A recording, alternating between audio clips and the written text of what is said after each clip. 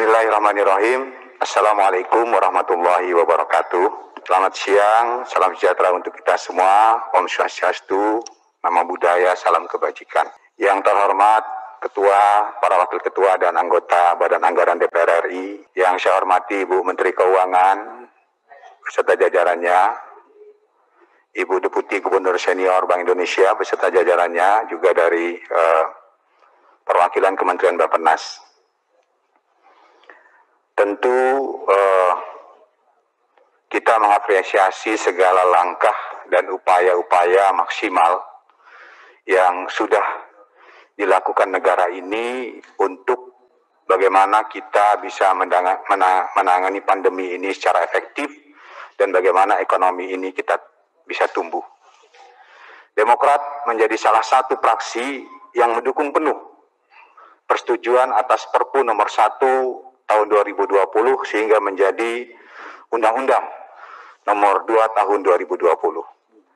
Dan tentunya pembahasan APBN 2022 ini merupakan bagian dari rangkaian kebijaksanaan negara yang masih dalam konteks menangani pandemi baik dari sisi kesehatan utamanya maupun dari sisi pemulihan ekonomi.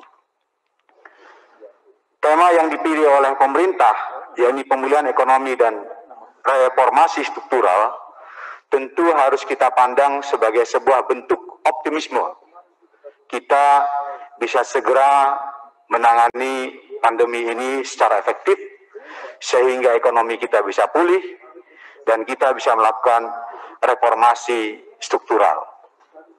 Tetapi perlu kami ingatkan bahwa, seperti saya tegaskan tadi, APBN 2022 ini masih merupakan rangkaian dari implementasi Perpu nomor 1 tahun 2020, di mana Perpu itu dibuat benar-benar ditujukan untuk kita mengatasi pandemi COVID-19 baik dari sisi kesehatan maupun dari sisi ekonomi, utamanya ekonomi masyarakat kecil termasuk di dalamnya UMKM.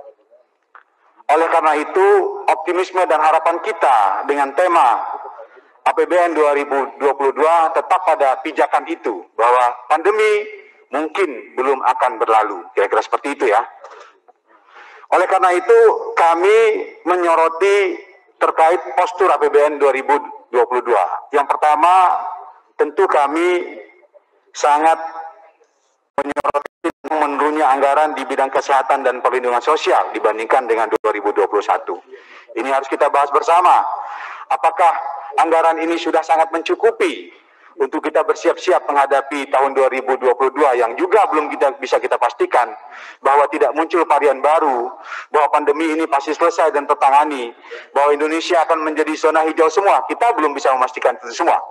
Tetapi optimisme dengan menurunkan anggaran kesehatan dan perlindungan sosial ini perlu kita tinjau bersama kembali supaya kita lebih siap kalau namun min zaliknya kejadiannya lebih berat dari tahun 2021. Itu yang pertama menjadi catatan kami, bahwa anggaran tentang kesehatan dan perlindungan sosial harus menjadi perhatian kita bersama. Yang kedua adalah terkait anggaran-anggaran yang menyangkut subsidi non-energi, utamanya pupuk ya maupun subsidi kredit untuk UMKM. Ini juga tolong diperhatikan karena kami melihat terjadinya penurunan subsidi. Sementara sektor pertanian masih menjadi salah satu sektor yang kita andalkan di masa pandemi ini, yang terbukti tumbuh, sehingga kebutuhan masyarakat akan pupuk, utamanya terkait dengan pertanian, ini tentu harus kita dukung dengan subsidi yang memadai, tentu subsidi yang tepat sasaran. Begitu juga dengan sektor UMKM. Ya, keterpurukan ekonomi kita kan karena sektor UMKM ini tidak bisa bergerak selama pandemi ini.